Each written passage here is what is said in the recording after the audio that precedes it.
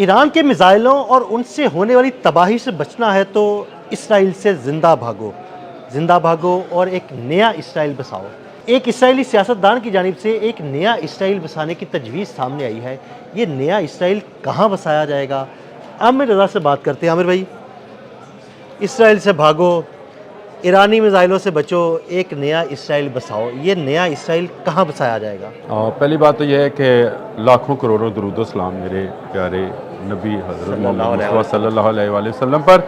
उनकी एक हदीस मुबारक अक्सर मेरे सामने से गुजरती थी तो मुझे इसकी इस तरह से समझ नहीं आती थी कभी भी, कि क़यामत से पहले जो है यहूद व नसारा में एक जंग होनी है। उस वक्त में नसारा यूनानियों को कहा जाता था और यूनानी क्योंकि हुक्मरान थे और यूरोप इन्हीं को समझा जाता था। तो इनके मबैन एक जंग होनी है और ये जंग जो है ये मुझे समझ नहीं आती थी क्योंकि इस वक्त तो ये यहूद व नसारा दोस्त हैं और मुसलमान इनके दुश्मन हैं, ये अज्यूम करते हैं। लेकिन अब जब ये मैंने ये बयान पढ़ा इस सियासतदान का, उसने कहा कि यूनान के करीब 40 जजीरे हैं जो कि लीद या फ़रोख्त के लिए मौजूद हैं, वो गैर आबाद हैं। हम इनको ख़रीद लेते हैं और यहाँ पर एक नया इसराइल जो है उसको बना लेते हैं। अब ये डायरेक्टली यूनान के अंदर जाकर देखें, अरब में इन्होंने क्या मांगा था? इन्होंने मांगा था कि हमें फ़लस्तीन में इबादत करने की इजाज़त दी जाए और उसके बाद ये बाल्फोर डिक्लेरेशन के तहत इन्होंने 1920 में कहा कि हमें यहाँ पे जदाद ख़रीदने की दी जाए और 20 से लेकर 47 तक आप ज़रा साल गिन लें, 27 साल बनते हैं। इन 27 सालों में इन्होंने एक नई इजरायली रियासत कायम कर ली। अब ये खरीद के अब ये पूरी दुनिया से पैसा लेकर आए, वहाँ पर इन्होंने इन्वेस्ट कर लिया और सहरा में इन्वेस्ट किया। इसके बाद इन्होंने अब यूनान के इन जजीरों 40 जजीरों अब ये डायरेक्टली यूनान में दाखिल होने लगे और जंग शुरू होने लगे। जंग का आगाज जंग 50 साल बाद हो, 10 साल बाद यहूदी जहाँ जाएगा साजिश क्रिएट करेगा। बिल्कुल। ये इतना साजिशी है कि पहली और दूसरी जंगे अजीम भी यहूदियों की वजह से हुई। जो ये हिटलर को गालियाँ निकालते हैं ना, ये असल में इसलिए निकालते हैं कि ये सारी इस जंग के पीछे इनकी प्लानिंग मौजूद थी और हिटलर इसको भांप गया था। इसलिए उसने कहा था कि जब तक एक भी यहूदी इस दुनिया में मौजूद है, इस दुनिया में अमन नहीं हो सकता।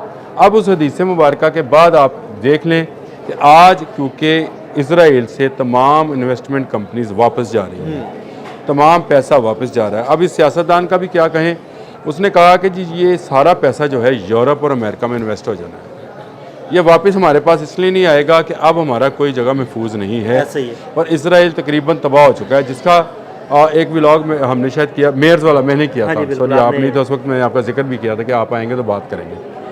वो उसके अंदर ये मौजूद थी चीज़ कि हमारे शहर जो हैं वो तबाह हो चुके हैं और यहाँ से लोग भागना चाहते हैं, जाना चाहते हैं, जहाज़ नहीं मिल रहे तो बहरी जहाज़ों के जरिए निकलना चाहते हैं, लोगों को जाने नहीं दिया जा रहा। नेतन्याहू ने उनके पासपोर्ट जब्त कर रखे हैं कि वो किसी को जो ड्यूअल नेशनलिटी वाले हैं वो तो जा सकते हैं, बाकी नहीं जा पा रहे। अब ये तजवीज़ है कि यूनान जो है, क्योंकि यहाँ इस वक्त भी अगर हम देखें तो जराल्ड आर फोर्ड है फंसे कहाँ गया है, उधर यूनान ही गया है।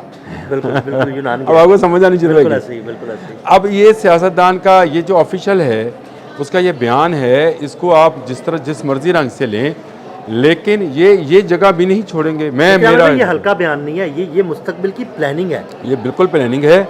और वो जंग जो नसारा यहूद व नसारा में होनी है, ये उसका सीधा है कि ये उसकी प्लानिंग है या उसका समझे कि हालात ऐसे पैदा हो गए हैं। लेकिन एक बात तस्लीम करें कि ईरान ने इनके कदम इसराइल से उखाड़ दिए, उखाड़ कर इनको जो है अब ये जाए पनाह इनका डायस्पोरा जो है दोबारा से शुरू होने लगा है जब ये बिखर जाएंगे। और सियासतदान ने भी बैन ऐसी ही बात की, उसने कहा हमारा सरमाया और हमारा जो ब्रेन है ये दुनिया में बिखर जाएगा और फिर इस डायस्पोरा का कब खात्मा होगा हमें पता नहीं है। उससे पहले हमें एक नया इसराइल जो है यानी न्यू इसराइल जो है इसको बसा लेना चाहिए।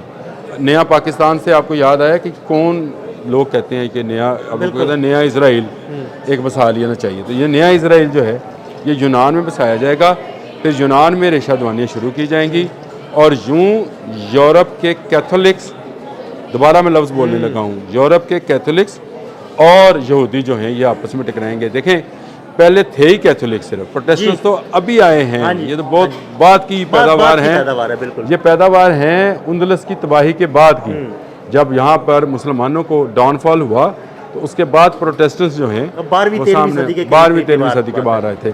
ये नहीं, ये प्रोटेस्टेंट्स वो हैं जो ब्रिटिशर्स हैं, जो अमेरिकन हैं, जो कि इस वक्त जूश के साथ हैं।